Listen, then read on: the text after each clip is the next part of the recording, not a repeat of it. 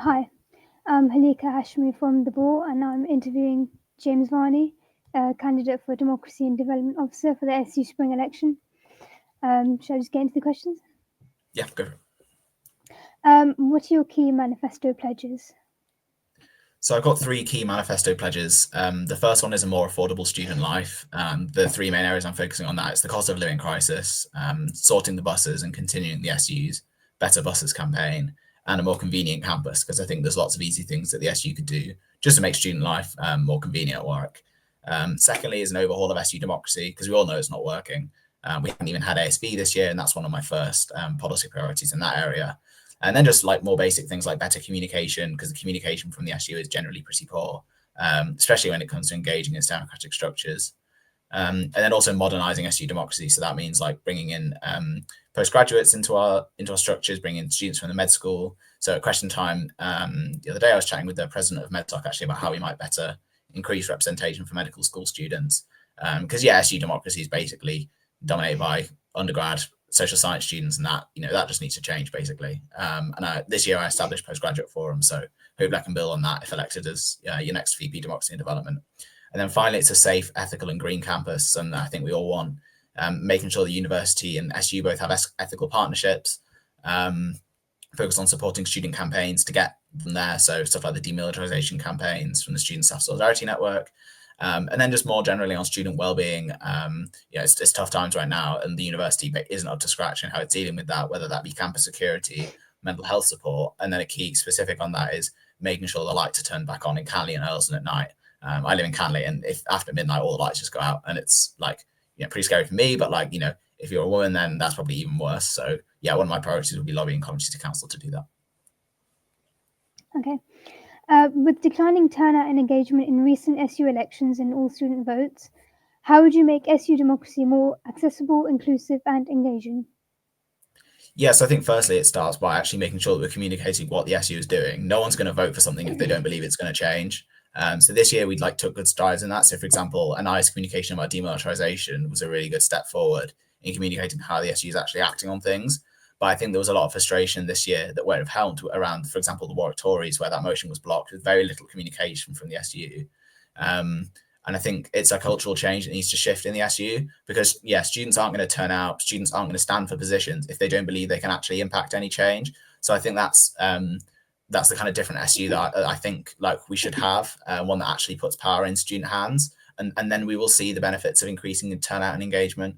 Engagement's been really poor, and not having an ASV, the last 3 have been cancelled, isn't going to help ASV turnout. And the SU will say that no one turns out any of it ASV anyway. Well, like currently no one is turning out an ASV because we haven't got one.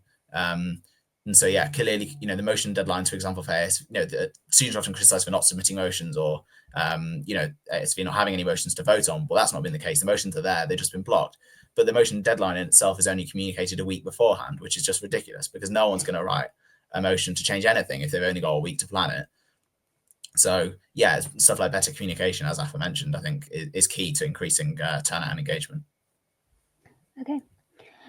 As the sabbatical officer leading on sustainability, how would you look to achieve net zero on campus, and when by? So I think the absolute latest is 2030, in line with the university's commitment. I was previously the environment and ethics officer, so I've seen firsthand how the university is trying to get to net zero, and it obviously could go a lot faster.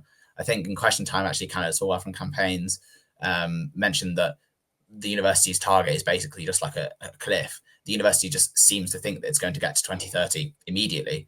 So it'll hit 2030 and it'll immediately go to net zero, and that just won't be the case. So the university really needs to get its act together now. And also, the more emissions the university reduces in the time between now and 2030, the lower total emissions the university will have emitted over that time. I think there's lots of key steps that could go, and the university's already taken some good steps. They changed their recycling supplier to Biffa, which has been a huge impact. That's why we've got vape recycling boxes outside, and I work with them while I was EEO on getting those in place. And I think more importantly, more widely, the university needs to consider who it's partnering with. The university's investments are very opaque. There's no student representation on those boards, and it could be the case that the university is actually investing in companies which are fueling climate collapse, despite its pledge not to do so. And I think that also expands into careers. The university is funneling graduates into careers which are again destroying the climate. like, why is the university doing that if they have pledged to be net zero? Net zero isn't just the technical emissions emitted by the campus, it's the university's wider societal responsibility. With rising living costs a major concern for students, how would you seek to keep costs lower in SU outlets and encourage the university to do the same in theirs? Yeah, so I think for starters, we could look to cut the cost in routes for key items. Routes we know price gouge students. Prices for essentials in routes can be up to, I mean, I don't want to guess the percentage, but 10, 20, 30, 40% higher than in other comparable outlets like Tesco and Aldi. So it's completely unfair that if you live on campus, you either have to trek all the way across to Tesco to get a reasonably priced almost anything. So we should focus on lobbying the university to cut costs in routes, definitely. I think partly the SU should also take a strong stance against university rent increases. So the university has increased its rent by 20% over the last 3 years on campus accommodation. And while that may sound like it's an on-campus issue, for second and third years, private landlords look to the university for how much they should charge their accommodation. So if the university froze their rents or even cut them, that we would see that impacting in the student housing market in Cali and Leamington as well. So yeah, they would be the three things I'd focus on. Then lastly, the buses. While obviously there's other problems with the buses in terms of their frequency and reliability, the fact of the matter is that it's still really expensive for what you get. And so yeah, I'd look to Stagecoach and National Express for a more student-friendly pass and cutting that cost and freezing it and not increasing it. As DDO, you will sit with the SU president on the university council. How would you ensure that students' interests are communicated and represented at this higher level?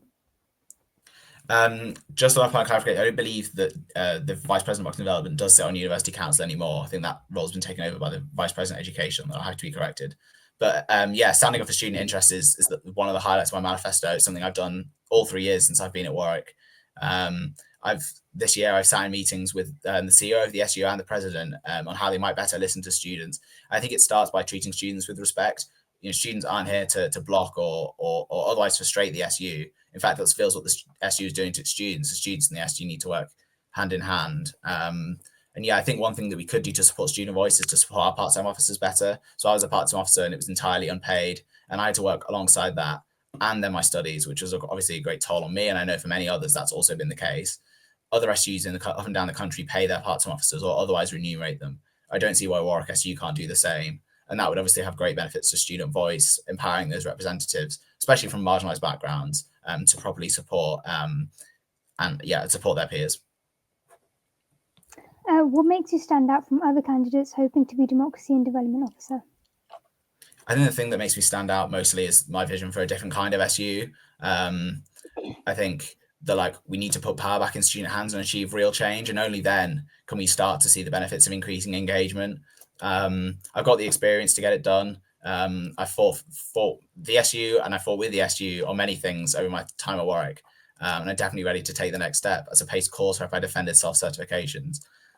So yeah, I think it's my unique outlook on the SU and the fact that the SU can't just be for a certain kind of student. It needs to be for every student. It needs to be an SU that works for everyone, whether that be postgraduate students, international students, medical school students, or students that just feel let down by the SU's lack of action and seeming disrespect for its student body. And that's it. That's all your questions. Amazing.